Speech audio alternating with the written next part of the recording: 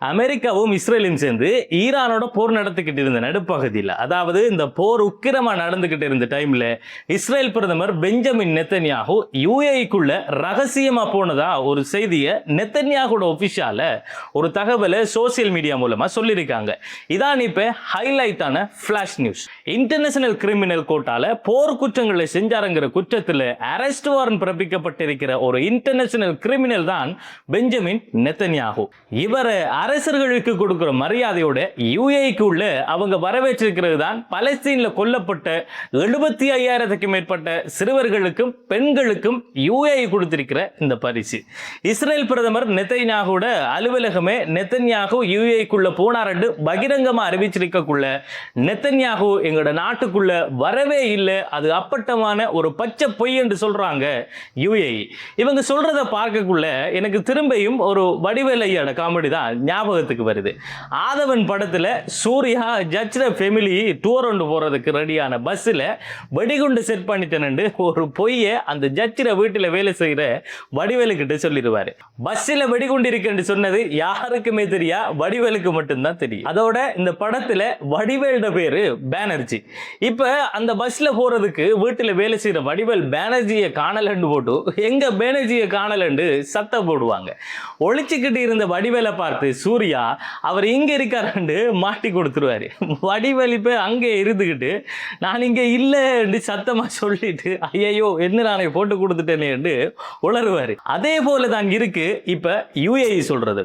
இப்ப இந்த தகவலுக்கு ஈரான் தரப்புல இருந்து என்ன சொல்லியிருக்காங்க, உண்மையிலேயே நெத்தன்யாகு யுஏஇக்குள்ள போனாரா, அதுக்கு என்ன ஆதாரம் இருக்குங்கிறது தொடர்பாக தான் இந்த வீடியோல சுருக்கமாகவும் அதே நேரத்தில் தெளிவாகவும் பார்க்க போறோம். சோ இந்த வீடியோ இன்ட்ரெஸ்டா இருக்கும் என்கிறதோட சேர்த்து இது முக்கியமான செய்தி என்கிறதால எல்லோரும் பார்க்கிறதுக்காக இந்த வீடியோவை தயவு செஞ்சு கட்டாயமா ஷேர் பண்ணிடுங்க. அமெரிக்காவும் இஸ்ரேலும் சேர்ந்து ஈரான்ல நடத்தின போர் நடந்துகிட்டு இருந்த நடுப்பகுதியில் இஸ்ரேல் பிரதமர் நெத்தன்யாகு யுஏஇக்கு ரகசியமான முறையில் ஒரு சந்திப்பு நடத்துறதுக்காக அங்க போனதாகவும் அந்த சந்திப்பு இஸ்ரேல்ல வரலாற்று சிறப்புமிக்க நிகழ்ச்சிகளில் ஒரு நிகழ்ச்சியாக பார்க்கப்படுகிறதாகவும் இஸ்ரேல் பிரதமர் அலுவலகம் ஒரு தகவலை சோசியல் மீடியால வெளியிட்டு இருந்தாங்க. இந்த தகவலை ஒரு ஆதாரபூர்வம் இல்லாத தகவல் என்றும் யுஏஇ தரப்பிலிருந்து நாங்கள் அஃபிஷியலா அறிவிக்காத எந்த நியூஸும் ஏற்றுக்கொள்ள முடியாத ஒன்று என்றும் சொல்றாங்க யுஏஇ. அதாவது அப்படி ஒரு சம்பவமே அங்க நடக்கல என்று சொல்றாங்க. அதோட எங்களுக்கும் இஸ்ரேலுக்கும் இடையில இருக்கிற உறவு ரகசியமான ஒரு உறவு இல்லை, அது எல்லாருக்கும் தெரிஞ்ச ஆப்ரஹாம் அக்கார்ட்ஸ் என்கிற ஒப்பந்தம் 2020 செப்டம்பர் 15 வாஷிங்டன் டிசியில கையெழுத்தானதுக்கு பிறகுல இருந்து இருக்குன்னு சொல்றாங்க. அதன் ஆப்ரஹாம் இந்த ஒப்பந்தம் அது சம்பந்தமாகவும் இப்ப நாம இந்த வீடியோக்கு பின்னுக்கு பார்ப்போம். இப்ப இந்த செய்தி, அதாவது இஸ்ரேல் பிரதமர் யுஏஇக்கு உள்ள வரலன்னு இவங்க மறுத்த உடனேயே நெத்தன்யாகுட முன்னாள் பேச்சாளர் ஜிவ் எக்மான் என்ன சொல்றாருன்னா, இந்த சந்திப்பு உண்மையிலேயே நடந்துச்சு, நானும் நெத்தன்யாகுவும் தான் அபுதாபிக்கு போனோம், அதோட எங்களை பிக்கப் பண்றதுக்கு யுஏஇ அதிபர் முகமது பின் ஜயத் அல் நஹ்யானே ஏர்போர்ட்டுக்கு வந்து நெத்தன்யாகுவை அரசர்களுக்கு கொடுக்கிற மரியாதையோட வரவேற்று அவரை சொந்த கார்லயே நெத்தன்யாகுவை அரண்மனைக்கு கூட்டிக்கிட்டு போனாருன்னு சொல்லியிருக்காரு. இப்ப இதுதான் பிரச்சனையே. மத்திய கிழக்குல இருக்கிற 15 அரபு நாடுகள் இதுவரைக்கும் இஸ்ரேல ஒரு தனி நாடாகவே அங்கீகரிக்கல. அதோட அந்த நாடுகள்ல இருந்து டைரக்டா இஸ்ரேலுக்கு போறதுக்கு எந்த விதமான ஒரு விமான சேவையும் அங்க இல்லை. அதுலயும் ஈரான் ஈராக் போன்ற நாடுகள்ல இஸ்ரேல் பாஸ்போர்ட் எடுத்துக்கிட்டு அந்த நாட்டுக்குள்ளேயும் நுழைய இயலாது.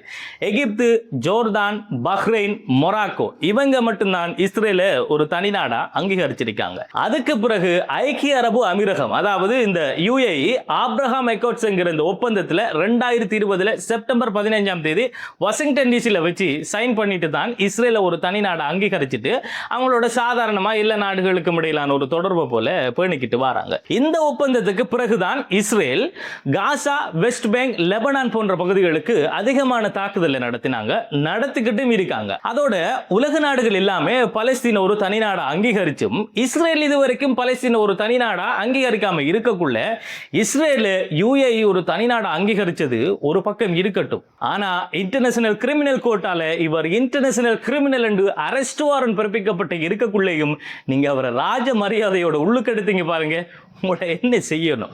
Netherlands, Ireland, Spain, Belgium, Norway, Canada, south Africa, Austria போன்ற பல நாடுகள் நெத்தன்யாகு எங்களோட நாட்டுக்குள்ள வந்தா நாங்க அவரை அரெஸ்ட் பண்ணுவோம் என்று பகிரங்கமா அறிவிச்சிருக்கக்குள்ள பலஸ்தீன்ல 75,000க்கு மேற்பட்ட பெண்களையும் குழந்தைகளையும் கொன்று குவிச்ச இந்த பெஞ்சமின் நெத்தன்யாகுவை ராஜ மரியாதையோட எடுத்திருக்கீங்களே, உங்களை என்னன்னு சொல்றேன். இதுக்கு ஈரான் என்ன சொல்றாங்கன்னா, இந்த தகவல் எங்களுக்கு ஏற்கனவே எங்களோட இன்டெலிஜென்ஸ் டிபார்ட்மெண்ட் எங்களோட தலைமை பீடத்துக்கிட்ட சொல்லியிருக்காங்கிற மாதிரி மறைமுகமா ஒரு கருத்தை சொல்லியிருக்காங்க. நேரடியா எங்களுக்கு அவர் போனது தெரியும்னு சொல்லல, ஆனா எங்களுக்கு ஒரு உளவு தகவல் இது சம்பந்தமா ஏற்கனவே வந்திருக்குங்கிற மாதிரி மறைமுகமா சொல்லியிருக்காங்க. அதோட இப்ப ரீசெண்டா யுஏஇல இஸ்ரேல் என்ன செய்யறாங்கன்னா, இந்த வான் பாதுகாப்பு கருவிகள் எல்லாத்தையும் அதிக அளவா கொண்டு போய் சேர்க்காங்க. போர் நடந்துகிட்டு இருக்கக்குள்ளேயும் ஈரான் இஸ்ரேலுக்கும் யுஏஇக்கும் தான் அதிகமான தாக்குதலை நடந்துச்சு. இப்ப யுஏஇல நடந்துகிட்டு இருக்கிற இந்த பாதுகாப்பு நடவடிக்கை, இந்த போர் இன்னும் முடியல,